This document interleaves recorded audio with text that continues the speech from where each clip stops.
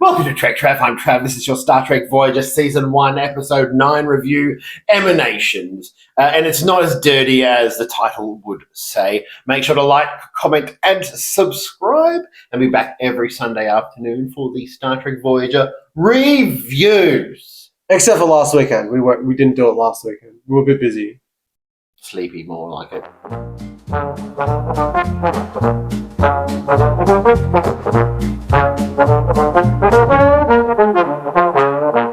So this episode of Voyager is about some deep shit. And it's so deep that he fell asleep and doesn't know what the deep shit is. No, I know what most of the deep shit is. It's not my fault that we watched the intro. You know the reason we started doing these Voyager reviews is because you wanted to do Voyager reviews, right? Shut up. Yeah, exactly. So this episode starts off with them discovering hollow asteroids, which amazingly have Class M atmospheres inside. They go inside and there's literally white fluffy stuff hanging off of every surface. It's not white fluffy stuff. It's spider webs. Well, it's a movie spider webs, but also with an episode called Emanations, I was like, what? Yeah, I was I was just like, oh, this is getting a bit close to what this was. They discover bodies encased in, I want to say, cocoons of this spidery web stuff. And like you, I imagine when I first saw this episode, I would have seen spiders. I thought spiders, and then I fell asleep for a little bit. Then the title sequence happens. He dozed in and out for the entire episode. So this review... I can't help it. It puts me to sleep. This is intro. This is a pretty filled episode. Harry gets whisked away, and they get a woman from one of the cocoons deposited on in the transporter beam, because the transporter beam sort of mixed with this other thing. She goes to sickbay. They have to wake her up. We'll actually talk about when they go to the asteroid first. I did like the way Chakotay sort of goes, no, we don't want to scan these because it's a burial site. We want to be respectful. Yeah, he was trying to be as respectful as possible. Yeah, and then they're like, oh, then we'll do a passive scan. What's a not passive scan? I think one that goes... No, but it's like, is there a scan that damages shit? I think so. Like I've never heard of that in Star Trek, and I don't think it comes up ever again. Because it's all pretty passive. But yeah, so Harry is swapped out for this other lady. I guess they could be taking samples and stuff as they scan. Yeah, but there's a scan. A scan isn't taking samples. Harry wakes up on a planet inside essentially a coffin, and everyone's I thought it was like surprised. those egg pods from that thing. What thing? Spaceballs. What egg pods from Spaceballs? The egg pod that big helmet guy was out of. You mean the one that's directly ripped from Star Wars? I prefer the Spaceballs version. Anyways, he fell asleep, so he's going to offer very little content during this video. So he wakes up and they're surprised because when they send people through this thing, they're usually dead or dying. They don't normally come back. Yeah, they don't usually come back. On Voyager, they wake up this woman and she freaks the fuck out. She's like, where's my brother? Where's my wife? Like, I'm meant to be in the fucking afterlife. Yeah, she thinks she's meant to be dead. And Cass is sort of there, and they put her back to sleep again, which I think is hilarious. It's like, oh, she's too hard to deal with right now. Good night. Good night. And that's the doctor's decision. And he was really quick to do that. So the basic story is dealing with this woman that's come aboard Voyager, dealing with the fact that her afterlife might not be real.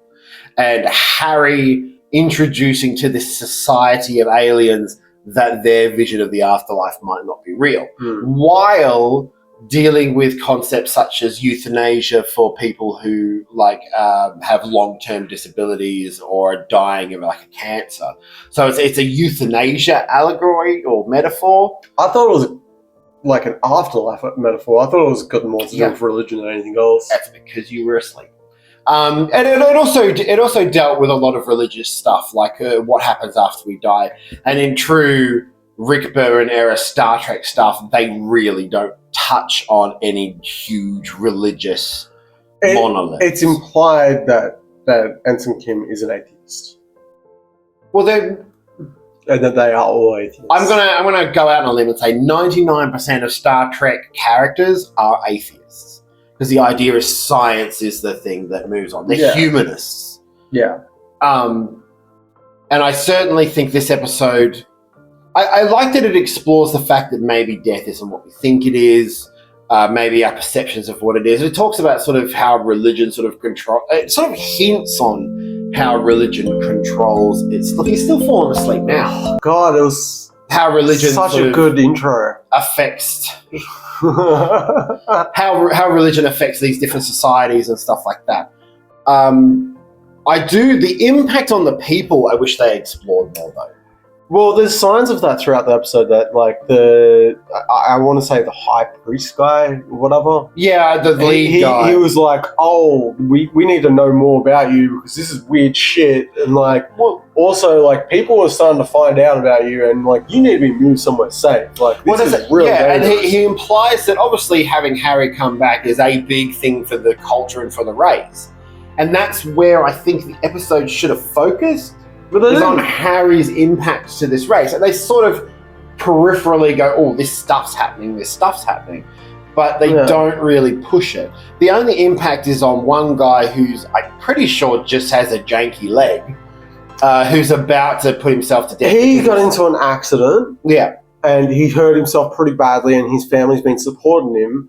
And he's been feeling like he's a bit of a burden to his family. And so the family decided he was a burden, had a meeting, decided that he would go on to the next emanation. Yes. So they were euthanizing him. Yeah, essentially going, yeah, you're a bit annoying. He's like that dog that has cancer. Yeah, essentially putting themselves down. Yeah. And I personally, I sit there and I go, like, in the euthanasia aspect, it kind of doesn't make sense because he wasn't going to die and he could still do stuff. Yeah, he still had a brain. Like, he was thinking, and then at the end of the episode, he's going to go live in the mountains. If he can live in the mountains, why can't he benefit society? Here's the thing, like, he obviously had a bung leg, right? But he had robot leg. Like, he had an exoskeleton for his leg. No, but like, that would have made him, like, somewhat useful. So he could walk, like, he was a bit slow. And then he goes at the end, because we'll just skip through a lot of this, to be honest. Harry and him swap places so Harry can get home. And this guy goes off to the mountains to live the rest of his life. Yeah. Mountains with a janky leg. So clearly he's not that disabled. I know! It's like any slight issue, this is civilization's like, I'll go to the next emanation.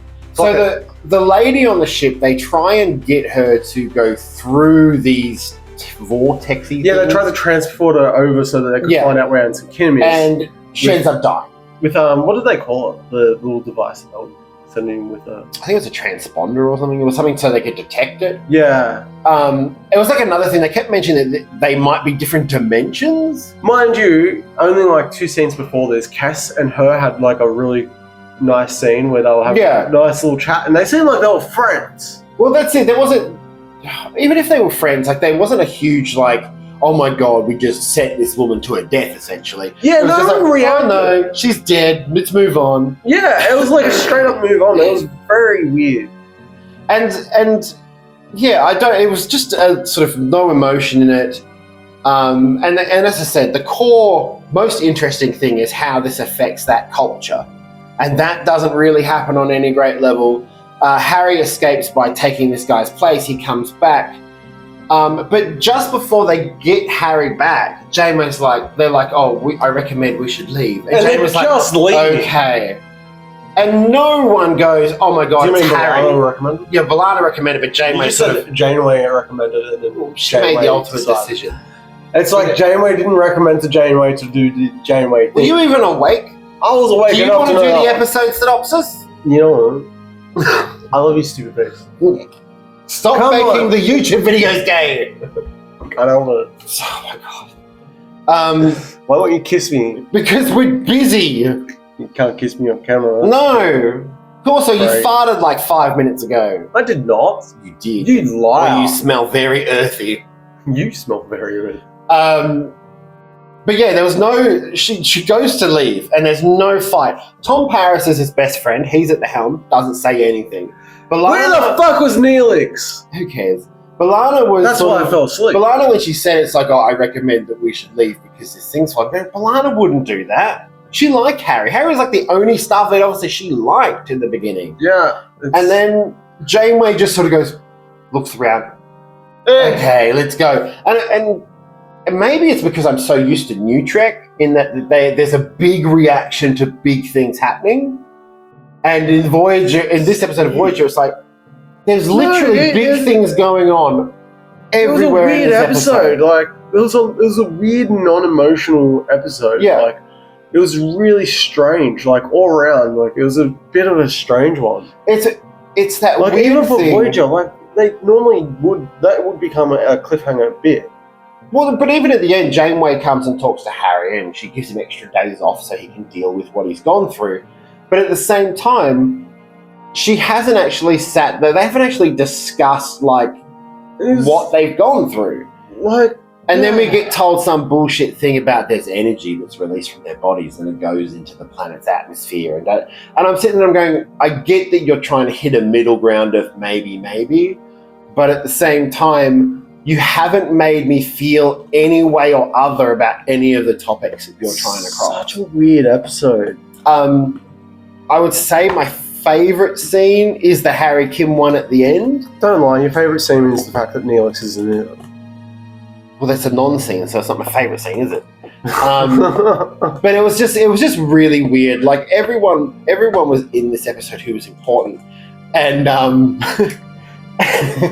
and none of them had like a huge. Like the closest emotional reaction I can see in this episode is Harry seemed genuinely scared he wasn't going to get home, and genuinely frightened that he might die. He didn't seem like he was scared. He was just sort of like, no, but in that this scene, is my only hope. Yeah, like, this is it. But you like, could see in his face he was having a reaction. Everyone else sort of has a null reaction. Even the wife, who also. We want to go to. So when Harry goes into the coffin to take over for this other guy, he has to wrap himself in some burial garb. Are you telling me the wife who'd been married to this guy for you want to hear the next thing? That burial garb is reused. How the fuck are they getting it back? They get transported naked, so obviously the clothes stay in the pot. Does it? Yes. Is that what happens? They say that at the beginning. Is it? If you're awake, you might have. Why did Harry Kim go there fully clothed? Maybe how going backwards works a different way. And how did the lady, she was clothed. Do you know what? If you watch the episode, you might know. She was clothed. When she woke up, she was clothed. Yeah, they gave her clothes. They're not going to wander around the ship naked the whole episode. That would have been funny. But I don't get how the wife didn't notice that her husband had gained like 60 kilos and was buff and muscly now. Yeah. He just had a lot of wrapping on instead. And he didn't have the exoskeleton foot. The what? The exoskeleton for his leg, he didn't have that at all. Well, I imagine he could have taken that off for being in the coffin. But you would notice the height and muscular change and the lack of dying husband. I liked the topics in this episode. I love learning about different cultures and how they handle death, and I liked the topic of euthanasia is interesting. The topic of death is interesting, and this episode literally just took all of those really interesting topics and did not very much with them. I feel like that they wanted to be safe, but also was trying to be a bit risque. Very much so, especially with the religion stuff. It felt very much like we're not going to say anything at all. Like they could have just left it at maybe they shouldn't have done the episode. Like at this point, like 30 years I know, ago. but like you look at the episode and you're like, why the fuck did they even make it? Like if they weren't even going to make any statement either way. And that's the truth. That's what they did. They made no statement. It was the way. 90s. They had to fill 26 episodes. Yeah, they could have done and anything. I guarantee you this episode had a better, more fulfilling draft. It feels very much like someone's come in after the writing and just like cut, sort of gone, oh, we can't do that, we can't do that, we can't do that. And that's a lot of the time with Voyager when it has episodes like this, that is the reason why. It just feels like someone's come in and cut all of the good shit out. It's like, why? Like, I just don't. I don't get it. I don't get why you'd even release it like this, because it's like there's no conclusion. Why do you think? There's no feeling. Is it Rick Berman? It's probably Rick Berman. But yeah, I liked the episode's themes. I don't like the episode's execution. I like the fact that Neelix wasn't in it. Because like, what's he going to add? Like anything at all? Cool. It would have been actually. Do you know what he could have added? A different perspective. Like maybe Talaxians have a different religious belief or a different. Yeah, I know belief. because they explored Cass's religious belief. Yeah, which is very human. Which is just. I get it, but it would have been interesting to have like a couple of different beliefs and just sort of analyze. I don't know. Yeah, like even having fucking Tuvok talk about his beliefs. Like, just have like the different species sort of. I don't think Vulcans believe in a life after death. Yeah, but they have burial rights and stuff like that. Yeah, but I don't think that's just out of respect for the person. Yeah, and then they could also talk about B'Elanna's beliefs. Well, they did. They did. One sentence. Oh, really? And it's the one that they always reference when they're talking about Discovery Klingons. Because in the first season of Discovery, when they meet those Klingons, they're putting their dead bodies into sarcophaguses on the outside of the ship, whereas B'Elanna in this episode says, oh, Klingons don't do anything for the death, they just get rid of the body because as far as they're concerned, it doesn't do anything. Like, there's no... Yeah. It's I don't know, I just felt like this episode, like it could have, and it sounds really weird, it could have been a 2-hour long episode. Yeah. If they padded out the right stuff. Or even if they explored the right stuff, like explored what they were talking about, because like there was a lot there. Like there was a lot of the religious stuff that they were talking about. There was a lot of the ethical things to do with euthanasia and stuff like that, which like could have all been explored, but they just didn't do anything. And it also always they just mention these things. It always feels with Voyager when they, in a lot of their episodes, like they have plenty of time. The episodes are a million times slower than anything New Trek's done, and probably slower than anything Enterprise has done. Like, it's a slow episode. So what? They're not filling up those talky scenes with any real stuff. No. It's a weird... Like, I love... All the characters I love. I love Harry Kim. I think he's brilliant. I love that... Also, he's quite handsome. Garrett Wang is quite handsome. Yeah. Overall, I would say this is like a low to medium level episode. Like, it's not particularly fantastic, but it's okay. Like, it's a watch. The problem with this first season, and it's been this whole first season, it's just all felt like filler. That's because it's the individual episode structure of Star Trek. Yeah, it's just all kind of like, I don't know, it's all been a bit meh. Like the entire season. Well... Like, I don't remember it being this meh. Oh, no. All TNG era shows take at least 2 seasons to get good. Like, it is starting to get really hard to do these reviews for the season. I'm going to be honest. He's the one who wants to do the reviews. I fell asleep. You didn't want to do Prodigy. We were doing Voyager. We were already doing Voyager. And Prodigy, he doesn't even know what happens in Prodigy, but he's like, oh, no. Anyway. I don't. There is good episodes in the first season. I just don't think this is a particularly fantastic one. I don't know. We're doing these reviews. We're going to continue. We started something. And also, as I say to anyone watching Star Trek, in the TNG era, you have to get through the shit to get to the gold. And that is the first season of pretty much all the shows. Although, to be fair, there's episodes in the first season of all the shows I like. I just can't think of any in Voyager. Like, when I go back to rewatch Voyager, I watch the later seasons. I never watch the earlier seasons. It's the first couple like the first season's real bad. Well, it's interesting, like, to watch Seska progress, because she was in this episode as well. Was she? Yeah, she was the transporter chief for some reason. Yeah. But Seska's in there, and I know stuff's coming for Seska, but I'm like, come on, show me something. Nothing. But nothing. Anyway, this has been an odd review because we're both a little tired of grumpy. Yeah, I want a nap. Of course you do. That's all you do all day. It's sick. Nap and nap. Oh, yeah. Sick. I've been so sick. He hasn't. He's been cheating on me with other guys. And then pretends like he's sick so he can't get with me. It's not my fault that you don't put out.